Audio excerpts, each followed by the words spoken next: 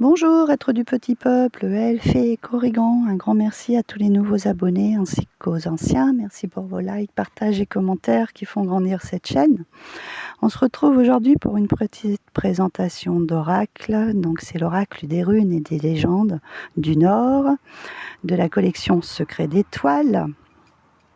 Donc je me suis mis dehors parce que, comme vous le savez, moi mes tirages, je les fais en extérieur lorsqu'il s'agit des runes, puisque c'est un art ancestral et qu'il se tire au sol, à la terre Gaïa. Voilà, pour la petite explication. Donc, je vais vous le rapprocher et on va les dire derrière qu'est-ce qu'il y a. Donc, il est de Magali et Sarah Motet. Je vous en ai déjà présenté plusieurs. Je vous ai aussi présenté tout ce que correspond les runes. Un autre oracle également que je me sers, qui est en animal totem, qui est le Witch's Familiar Oracle. Donc si vous avez envie de découvrir ces vidéos, vous allez dans ma playlist Art Divinatoire. Voilà. Donc celui-ci, il est de Magali et Sarah Motet. Je vous en ai déjà présenté un, notamment celui de Merlin. Donc il nous parle de chuchotement, symboles sacrés ou encore glyphes mystérieux. Les runes sont accompagnées d'une magie ancestrale, messages divins, légendes venues du Nord ou encore traces d'une écriture perdue. Les runes se dévoilent ici en un oracle de 25 cartes porteuses de réponses qui sauront vous charmer et entraîner votre âme sur des chemins profonds et oubliés. Donc il est au petit prix de 14,95 dans cette série-là. Ils sont à des prix très abordables. Donc c'est dans des petites ce sont dans des petites boîtes cartonnées. Voilà, comme d'habitude. On va poser ici. Je vais vous poser des cartes là pour l'instant. On va voir ça après et on va commencer avec le petit livret. Donc ils sont toujours présentés de la même manière. Donc vous avez le sommaire, donc avec l'introduction, les tirages runiques, les conclusions et bien sûr toutes les cartes et la bibliographie. Et donc nous avons en introduction, on nous parle des runes, un souffle d'histoire, mythe du début et de la fin des mondes. Sur la piste des dieux du Nord, les dieux Van et les dieux Az, bien sûr les 9 mondes, Yggdrasil, l'arbre d'Yggdrasil, pour ceux qui connaissent comment ça s'appelle, ces légendes nordiques, le Ragnarok, la magie du Nord, le souffle de chaque rune. Donc là, c'est ce que vous allez découvrir plus loin. Dans ces petits livrets, c'est toujours fait de la même manière. Nous avons donc les cartes, et donc chacune va avoir des mots-clés et plusieurs interprétations.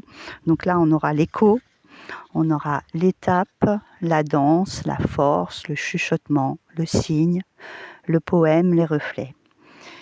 Et donc là, juste après, nous avons les runes et leur naissance, sachant que les runes sont liées au dieu Odin. Donc je vais vous lire un petit peu le texte qui correspond, je trouve, je l'aime beaucoup ce texte. Je sais que je pendis à l'arbre battu des vents 9 nuits pleines, navré d'une lance et donné à Odin. Moi-même, à moi-même, donné à cet arbre, dont nul ne sait d'où proviennent les racines. Point de pain ne me remirent, ni de coupe. Je scrutais en dessous, je ramassais les runes, hurlant les ramassais, de là retombait. En fait, Odin était suspendu pendant 9 nuits et 9 jours. Et de là, il a appris le cheminement par ces runes. Un petit peu, je le vois comme le cheminement qu'on fait dans les arcanes majeures du tarot. Voilà, un petit peu un cycle de début et de fin, en fait. Voilà. Des cycles perpétuels, voilà, c'est ça que je cherchais comme mot. Le futark et l'ordre runique, pardon, les traces runiques, et donc comment tirer les cartes runiques. Je vais vous lire aussi ce texte-là qui est très intéressant, parce que, comme je vous ai dit, c'est un art ancestral les runes et les tarots, on les utilise avec le plus grand respect et on a des petits rituels en fait à respecter parce que, comme je vous dis, quand c'est des arts ancestraux, souvent les retours de bâton peuvent être assez importants et spectaculaires. Et on ne fait pas n'importe quoi, n'importe comment. Sais-tu comment il faut graver? Sais-tu comment il faut arranger? Sais-tu comment il faut interpréter? Sais-tu comment il faut attirer? Sais-tu comment il faut invoquer? Sais-tu comment il faut offrir? Sais-tu comment il faut accomplir? Mieux vaut s'abstenir de prier pour trop ou sacrifier excessivement, car rien ne sera donné que tu ne devras rembourser. Voilà ce que Thunder grava lorsque l'homme n'était pas avant de s'élever et repartir. Leçon de vie. Quand on fait des actes, il faut savoir en prendre les conséquences. Alors, on nous dit de comment tirer les cartes runiques. Donc, vous choisissez un endroit calme, s'accorder un rituel personnel, une plume. Alors, vous allez rire parce que là où je me suis installée, juste à mes pieds, je ne l'ai pas fait exprès. Il y a une petite plume. Je dirais même qu'il y en a deux parce qu'il y a une autre noire et blanche. Un coquillage, une bougie, un cristal de roche, les cartes. Ensuite, on a des exemples de tirage. Le tirage à 3 runes, ou tirage des Nornes, comme on les appelle. Le tirage de la croix d'Odin. Et ensuite, nous avons une conclusion. Voilà. Et là, je retrouve un petit peu comme le serpent qui se mord la queue, vous savez, le Ouroboros. En fait, voilà, c'est ça, ce sont les cycles perpétuels de la vie, les saisons aussi, le cheminement. On commence toujours quelque chose, on passe par des étapes et on finit par l'aboutissement, normalement. Ça se présente un peu comme ça, les choses de la vie. Et après, on va commencer avec toutes les cartes. Donc là, sur le côté, vous allez avoir l'image de la carte, son nom, ses mots-clés. Et donc, comme je vous ai parlé plus bas tout à l'heure, juste avant, donc l'écho, l'étape, la danse, la force, le chuchotement. Renverser. Bon, ça, je vous en ai parlé aussi dans la vidéo précédente. Les cartes renversées, moi, je n'utilise pas parce que je trouve que chaque carte a déjà une signification déjà très importante et qu'elle donne déjà un conseil qu'on peut relever, en fait. Ensuite, nous avons les signes, le poème, le reflet et enfin, ces noms sont multiples. Voilà. Donc, vous allez avoir ça pour chaque carte, comme d'habitude. Donc, les 25... pour les 25 runes en fait. Ok. Et on va terminer par la bibliographie. Voilà. Donc ça c'est pour le petit livret. Ok. Et donc nous allons passer aux cartes. Donc le dos, on se retrouve donc avec cette image que je vous ai parlé, qui est en fait ce cycle de la vie, comme dans le Ouroboros. Et donc on va commencer par cette première carte qui est Féou. Alors, je vais redescendre un petit peu afin que vous les voyez bien. Donc, pareil, au niveau des prononciations, moi j'ai les miennes, je vous en dis 2 à chaque fois quand je vous fais les tirages de runes. Mais elles sont assez nombreuses puisque ça correspond à plusieurs langages germaniques, anglo-saxons. Il y a plusieurs prononciations à cause de ça parce qu'il y a plusieurs langues qui ont été attribuées aux runes, en fait, plusieurs peuples qui s'en sont servis. Donc c'est pour ça qu'on a plusieurs prononciations. Ensuite, nous avons Uruz.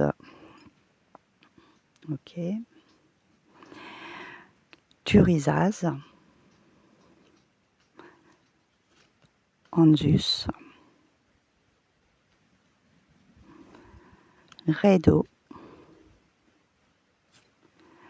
Conan. Donc ça, c'est pas moi, c'est pas une prononciation que j'utilise. En général, je dis Ken ou Kenas. Gébo, Wenjo, Agalaz, Notice, Isa. Bon là ils disent Isaz, mais moi je dis en général elle est même souvent prononcée Isa, celle-ci. Dans beaucoup de prononciations c'est plutôt Isa qui revient. Géran, mais moi je vais dire Gère ou Géra en général. Iwaz, Pertro, et là ils disent Perto. Algiz, ou Agalas. Sowilo, Tiwaz, Berkanan. Donc moi souvent c'est Berk ou Berkana. Vous voyez, hein, y a beaucoup, je ne sais plus combien de prononciations différentes. Ewaz, notre cheval, hein, l'année de cheval de feu. Celle-ci est assez dans l'énergie du moment pour cette année. Manaz, avec cette magnifique chouette. Locaz, donc moi c'est pas la prononciation, hein, je dis souvent l'agu. Ingoise, Otalaz, Dagaz, et bien sûr la rune blanche, la rune d'Odin. Voilà pour les cartes. Donc je vais pas faire comme d'habitude, hein, je vais vous faire un tirage, mais comme vous savez, je ne tirerai pas la carte. Hein. Moi, ça va être plus un support pour vous donner plus d'informations, hein, puis pour vous présenter ce jeu parce que je trouvais très beau. Et nous avons Gébo ou Gifu. C'est la rune des dons, des cadeaux de la vie, mais aussi des dons qu'on peut recevoir, hein, que vous ayez un don de médium, que vous ayez un don spirituel dans n'importe quel domaine que ce soit. Ça fonctionne aussi, mais c'est aussi le don et le partage. Hein. Je trouve c'est juste incroyable quand on tombe sur celle-ci parce que je trouve que en ce moment, donner, recevoir, se réunir en fait, être ensemble, se rapprocher, être dans les mêmes idées, des mêmes énergies. Dans tout ce qui s'est passé, en fait, c'est voilà, cette cohésion, que les gens se rapprochent et que les gens il y ait plus de communication, qu'il y ait plus d'échanges, de partage, de solidarité. Voilà. Elle correspond très bien, je trouve, cette rune. Pardon. On va aller chercher quand même dans l'oracle pour que vous la voyez quand même en même temps. Hop. Je vais l'avoir passé peut-être, oui, je pense. J'ai été trop vite.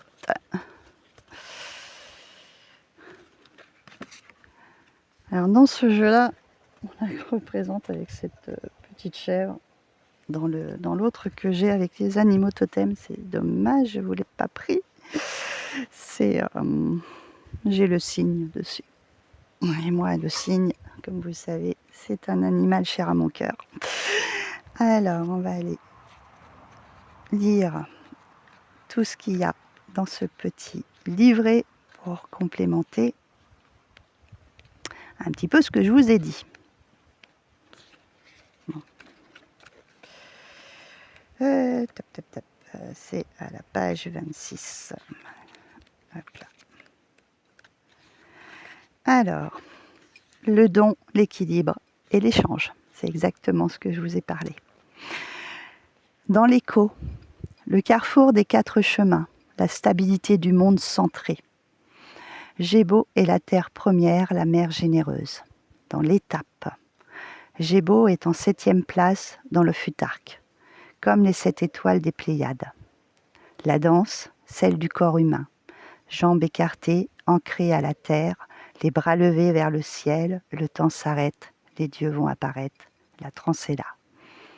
Sa force. Dans Gébo, la force est douce, sage. On s'arrête sur son parcours pour accepter, donner. On laisse la vacuité se faire pour mieux recevoir. Le chuchotement. Quelque chose de bien et de bon se profile. La protection et le calme se sont posés là avec Gébo. Tout est pacifié et serein. Mais attention, le voyage va continuer avec ses tempêtes et ses tristesses. Gébo est une plage où il fait bon se reposer, sans bien sûr oublier la quête et les luttes à venir. Prends des forces, régénère-toi et offre ton énergie, ton âme et ton cœur avec joie. Ouvre les portes de ta maison intérieure. Le cygne. Gébo se dessine sur la paume de la main droite, celle qui se tend. Poème. Le destin en part décisive donne et reprend, apaise la vague en coloré, active le feu des clans. Gébo et partage, repos mérité et préparation au combat. Reflet. Endrune est une chèvre mythique, symbole très ancien de la terre nourricière. Elle alimente de son lait magique les rivières prenant leur source dans le Valhalla. Elle est la chèvre lumineuse, celle qui fournit de l'hydromel aux vaillants guerriers de l'autre monde. Elle vit sur le toit du Valhalla et broute les jeunes pousses d'Yggdrasil. Pareille à Amalthée, la chèvre allaitant le petit Zeus, Edrune, comme la rune Gébo, est un symbole de don, de nourriture sacrée et de maternité. La corne d'abondance, recelant en son sein le nectar de l'ambroisie, de l'immortalité, est représentée depuis la plus haute antiquité sous la forme d'une corne caprine. Edrine est l'image du paradis céleste, où l'homme fier et Dieu impétueux boivent à l'infini le pur hydromel du moins jusqu'au Ragnarok. Gébo est associé à la constellation du Cocher. Donc c'est exactement ce que je vous ai dit. Partage, échange, solidarité. Donc voilà pour cette présentation d'oracle. J'espère que ça vous aura plu. Et puis comme d'habitude, on se retrouve pour une prochaine vidéo. À très vite.